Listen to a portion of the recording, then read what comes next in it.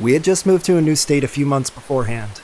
My family was trying to make friends in our area, specifically in our church, so they invited pretty much everyone to our house for a Thanksgiving potluck and our Thanksgiving dessert. We also had 3 family units visiting from out of town and staying with us, so about 10 extra people there too. We had a pretty large turnout, especially around dessert time. All was well and good, until someone exited the bathroom and informed my parents the toilet was backed up despite several plunging attempts. Then someone says it's happening in their toilets too. Nothing is flushing. So the men get to work. It's nighttime, and about 10 men are all running over the house doing their MacGyver best to solve the mystery. Nice friends, to be honest. It's in the South. The mystery gang end up outside in our backyard, and are met with wet, mushy grass. Yep, our septic tank downright exploded on Thanksgiving, with about 50 people in our house, at night. Also, with a lot of those 50 people being kids who can't control their bladders or bowels very well. The only place to go was behind our shed. We quickly set up barriers, one side for men and the other for women. The party eventually files out, far later than you'd expect after such a hazard occurring, but we still have a lot of people staying for the weekend. The septic tank guys can't make it out till midday Friday, so we end up destroying the back of the shed with our post-feast blowouts by the time the toilets were working again.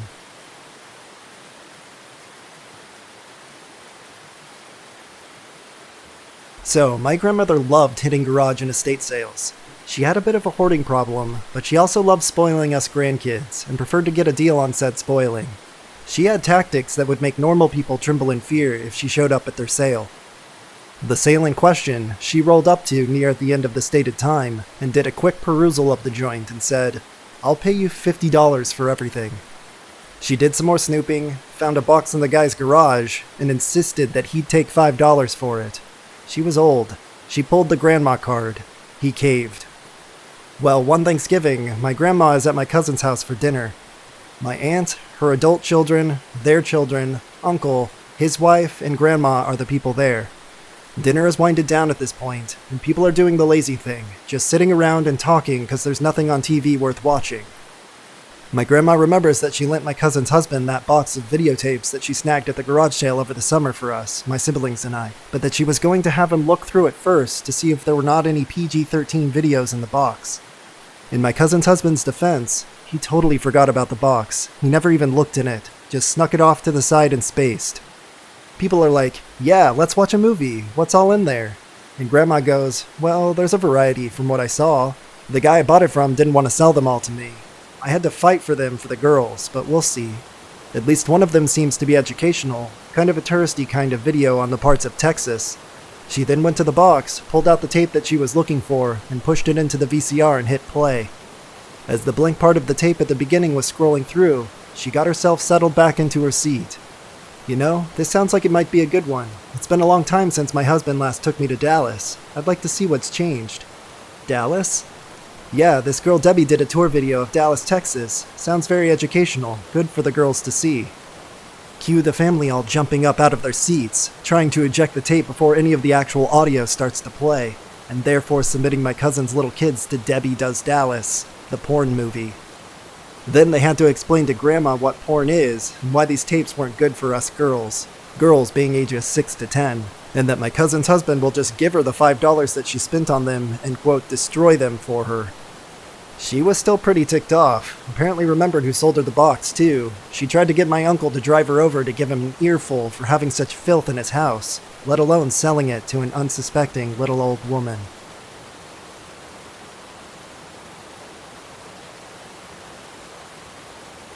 Some time ago, I worked for a daily newspaper. Because it was the daily paper, people worked every day, including holidays. I was scheduled to work on Thanksgiving Day from 3 in the afternoon until 10 p.m. I wasn't happy about this and was talking to one of my coworkers about it, and while we decided that there was nothing we could do about having to work on Thanksgiving, there was no reason why we could not have some fun, too. She and I planned out a response and told no one. On Thanksgiving Day, we both arrived a little early in order to get some things ready. We needed to hide things in order to keep the surprise. About 10 minutes before the scheduled lunch break, she and I went into our respective restrooms. I changed into my suit, tie, hat, and dress shoes, and she dresses in a long gown with heels and some jewelry. We had hung them in a stall that we locked so no one could see the clothing. Now, printers were not known for their sophistication, but we blew them anyway. We met outside the restroom and walked hand in arm to the plant lunchroom. All the other employees were already in there. Heads turned, mouths opened, eyes widened. I had brought salad, mashed potatoes and gravy. Sheila, my friend, brought stuffed Cornish hens and cooked vegetables. I even brought a small bottle of champagne. Technically, I could have been fired for bringing alcohol into the plant.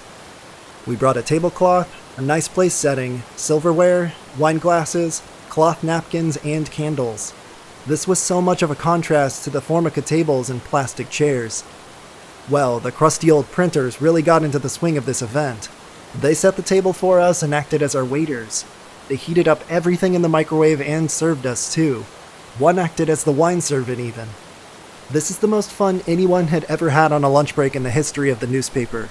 It also helped that most of management didn't work on the holidays, so there was little supervision, and the person in charge that day thought it was a real special treat and didn't interfere.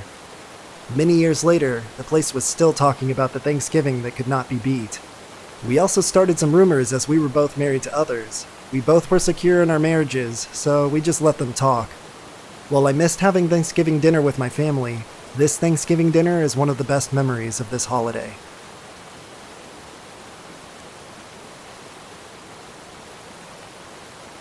About 10 years ago, my mom was hosting a Thanksgiving dinner and had just finished a nice, big, and juicy turkey. She put it right on the countertop next to the oven to cool, as guests were going to arrive very soon, and went upstairs to do some errands. The turkey looked absolutely delicious, and my mouth was watering. I also went upstairs to my room and waited for the guests to arrive. About 10 minutes later, I heard an unbelievably loud scream coming from downstairs. I rushed down, went into the kitchen, and saw my mom cursing at my dog at the top of her lungs.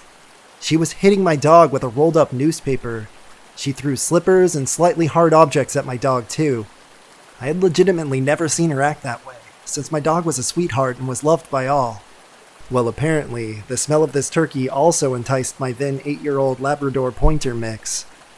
So, what did my dog do? She stood on her hind legs, with her front legs leaning on the countertop, and started eating away at that fucking turkey. By the time my mom caught her, a quarter of the front of the bird had been completely eaten. Thankfully, it was only meat and no bones. The guests were about to arrive, and the dinner table was set with all the appetizers and sides, all except for the turkey. So, what did my mom do? She cut off a small section of meat separating the chewed meat from the clean meat, and then served the clean meat. And unbelievably, it was still delicious. We always tell that story at Thanksgiving.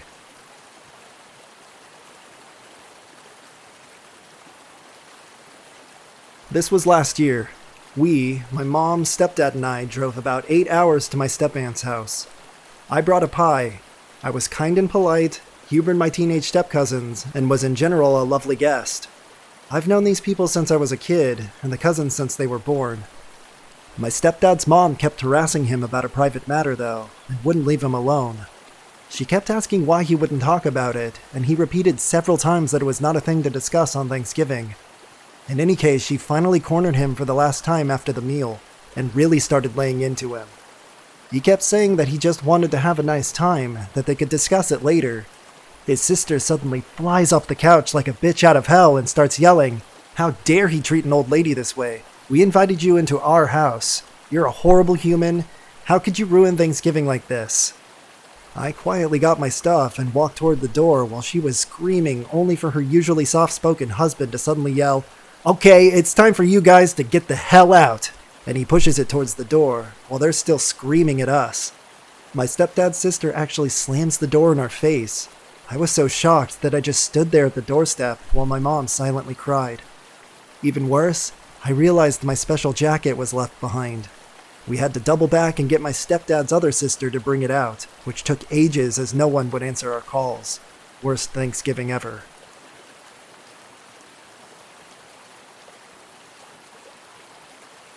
My niece was dating this POS of a person, con man, liar, and druggie. He was in his late 30s dating a girl in her early 20s. 2 kids with one on the way. A real piece of work. He was teaching his sons to be misogynistic, sexist jerks. He even denied that his daughter was his, even though they looked exactly the same.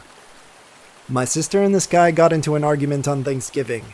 him basically calling her genetic trash, and they started yelling at each other. My brother, my niece's father, had the tryptophan haze going on and woke up to the yelling. He went to get his gun to escort this SOB out permanently. He knocked over my mother, who had just had rotator cuff surgery. I fought my brother for the gun, not to save Dickhead's life, but to preserve my brother's, and got it away from him. Dickhead and my niece left. I told everyone, "Get out of my way, I'm getting my fucking coat." I grabbed my sister and we left. The police were called, but everyone had gone by the time they showed up. This started a family fight that lasted almost 10 years.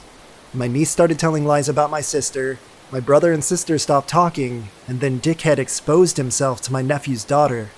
Niece finally realized this guy was not worth the value of the raw materials he was made of, and had him legally written out of the picture.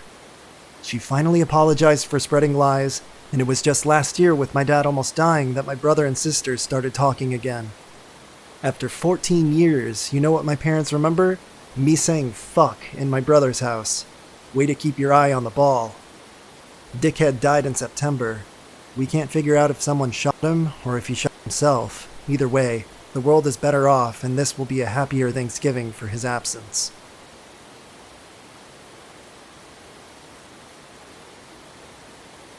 The first time I got dragoon wobbling drunk was on my 4th birthday, Thanksgiving Day, 1960. I was born on November 24th, and every few years, Thanksgiving and my birthday dovetail nicely. Back then, the adults in the family rotated hosting this feast day of food, football, and flowing 60s spirits of all types. This was New Orleans, and designated drivers were unheard of for 2 or more decades plus some. That year happened to be my parents' turn to host. We lived in an older house whose design was open and rather walkabout. 2 deep-in contiguous rooms, there was only a central supporting wall to separate them. It was readily and possibly common to walk throughout the entire house without any obstructive door to bar your way. Only the bathroom and utility rooms were set off this matrix. We have a big family. There were probably 24 adults there, and every one of them held an alcoholic beverage, and they were all well aware it was my birthday. I had made damn sure that they knew it by announcing it loudly as I greeted them at the door. I was young, but not dumb. Not yet. As the adults seated themselves throughout the numerous rooms with various potables in hand, I went from one to another of them to remind them that it was my birthday. I suppose I was hoping for cast solicitations, and I actually garnered a few of those. Mostly, though, my relations each gave me a few sips from their glasses, because it was cute to see me make faces while tasting various whiskeys, wines, and other liquors. Only 1 or 2 adults per room gave me a sip and sent me on my way. But it was a big house, and there were plenty of guests in almost every room. I'd even venture onto the front porch where my college-age cousins, Chip and Skip, had hunkered down with their girlfriends. I made this complete sojourn once, and then it was time for turkey, dressing, and the holiday fare. This was followed immediately by my blowing out of the candles, my birthday gifts opening, my ice cream, and such. The adults returned to their seats and saucy stories, which I didn't understand and didn't have any interest in understanding at all anyway. I was most interested in the content of their drinking vessels. Mom, Dad, and the others all figured that I was off in more of a back room or playing outside with my new gifts. I wasn't. I had begun again my circuitous trek from going room to room and getting a sip or two from those glasses. Since I only appeared in any one room occasionally, they all figured I'd been playing innocently. No one suspected that I'd been hitting every willing waterhole relation to get more alcohol than I could handle. At some point that evening, as our guests left, I had disappeared. They started calling my name and heard me laughing loudly from the hallway leading to the bathroom. Dad figured this was going to be good and grabbed his old 8mm camera. The film today shows me standing in the hallway and laughing my head off. I had nibbled on a drumstick in my hand that looked to be half my size. I tried walking toward them, bouncing off the walls the whole way. The next scene on the camera shows me sitting in a tub filled with Mr. Bubble. I'm still laughing and have bubbles shoulder high and atop my head. Drunk or not, it is a cute kid in a bubble bath. But then it got better and more embarrassing to me throughout life. While Dad's camera rolled, I stood up. Yep, my own little Thanksgiving bald bird is captured on film for posterity. They showed that part of the film for years to come, and I blushed every time. What happened next is also on film, but no one ever watches it. I watched it once, but I never will again. Mom was kneeling at the tub and turned to grab a towel. Before she had turned back, I had hopped out of the tub, slipped, and fallen. This was an old house, and there was gas space heaters in every room. My neck landed squarely on top of that hot heater. The last thing on that 8mm film is Mom grabbing my shoulders to pull me off and my skin sizzling like bacon on that heater. They rushed me to the hospital where I was treated and luckily suffered no permanent effects. I remember none of that day, literally none of it. I only know what I've been told and what I saw on those few minutes of family film. I was very fortunate. My neck has been scarred since then, but those are virtually unnoticeable at this point. By the time any lady friend had noticed them, we're close enough that light external scars don't matter. Shaving my neck is tricky since the hairs grow in all directions or not at all in spots. Still, I'm not that hairy and can't grow a beard at all. Hell, my first wife named my few chest hairs the Magnificent Seven. And that's my most memorable Thanksgiving tale that I have no memory of whatsoever. I'm grateful I was too young and drunk to recall any of it.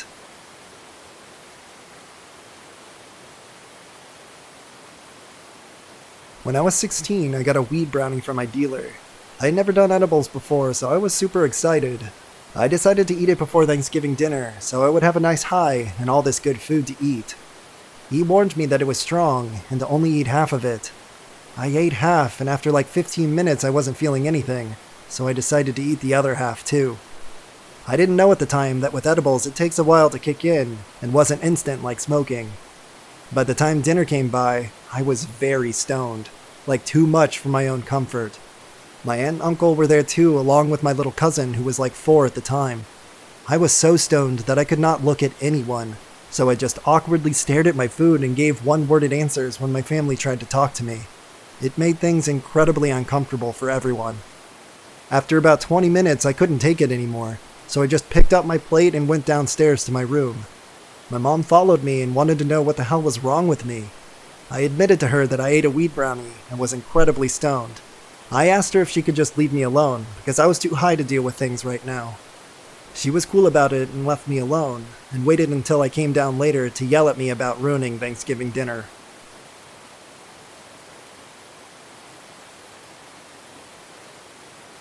My mother and grandmother had plans to go to a restaurant last year. My sister convinces them to go somewhere else at the last minute though. Of course, this means no reservations, but my sister's convinced that it'll be fine, and they just might have to wait a few minutes for a table. I live in another state, so I get to experience all of this from a distance. They end up sitting at the bar while waiting for a table, having a few drinks and appetizers. After the second round of martinis, my mother looks over and my grandmother is leaning back in her chair, completely limp and unresponsive. Everyone freaks out. Paramedics are called, and my grandma is rushed to the ER. I'm 1,200 miles away when my mother calls to tell me what happened. At this point, Grandma is still at the ER, still unresponsive, with crazy low blood pressure and high heart rate. I'm ready to book plane tickets and rush to the airport when my mom calls back, saying, "Don't worry, everything's okay. Your grandma just got really, really drunk." Her blood test came back completely normal, except with a BAC of 0.24, 3 times the legal limit. She was awake now, so I got to talk to her, and she was crying. "I'm so sorry. I've ruined Thanksgiving." I assured her that she hadn't ruined anything, and that everyone is just happy she's okay. So my grandma's 90 years old, about 4'8", 100 pounds. She hadn't eaten anything all day because she knew they were having a big dinner. She also ordered another martini while no one was looking, so the second martini was actually her third. This turned into the perfect storm of really drunk grandma. TLDR, Grandma got run over by a martini.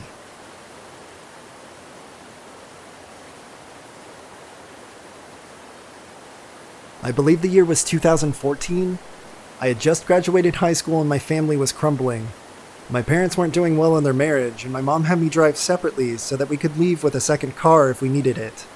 My mom did not want to go, but she felt like she should be there since all her kids were going anyway. Thanksgiving was not a small gathering.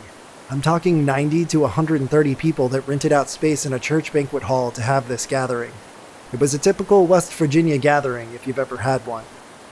Everyone was drinking and talking about church. I don't mind this, even though I'm just not religious myself. And Grandma was about to turn 90 the day after Thanksgiving, so everyone was all over her and she loves the attention.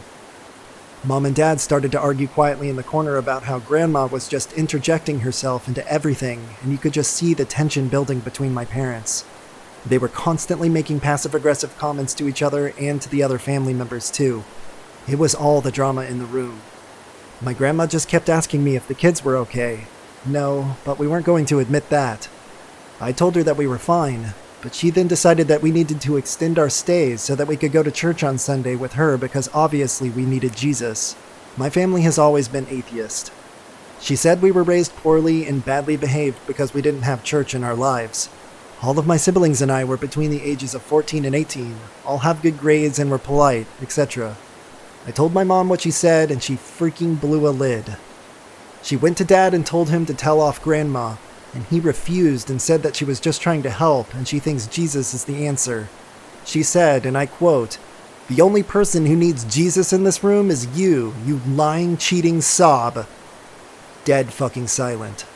The whole room just stopped talking and moving, and that's fucking terrifying when there's that many freaking people. Dad then blew up on Mom in front of everyone because she was embarrassing him. Grandma had to sit because she was so stunned, and Mom decided to announce to everyone that Dad was cheating on her and she was gathering evidence for the divorce. She then decided to point at every single person she hated in the room and describe to them why she hated them. Some examples. Uncle Mike is a fucking pedophile, and everyone knows it, but nobody does anything about it. He was known to be a little too friendly with the kids. Karen and Joe are first cousins and they're married. What the fuck? This was true. They even had the same last name. She turned to Grandma and said, "You're the most bitter old bitch of this entire bunch. I can only hope your pathetic ass doesn't make it to 90. Her 90th birthday was literally the next day. Angie is a meth head slut bag shit excuse for a fucking mother. She had been in and out of jail for drugs, but nobody ever mentioned it, and any time it was brought up, it was quickly silenced. This was my dad's sister." There was more, but once she was done screaming at the family, she opened the door and yelled, "I cannot wait to be rid of this fucking incest, shitty-ass West Virginia church bullshit." She then pointed at several other people and said "fuck you" to many of them individually, and then left the building. Needless to say, I went and got my mom and then left with her and my siblings very short after that, and I haven't seen that side of my family since. My parents have since divorced, and my mom is now happily remarried to a wonderful man.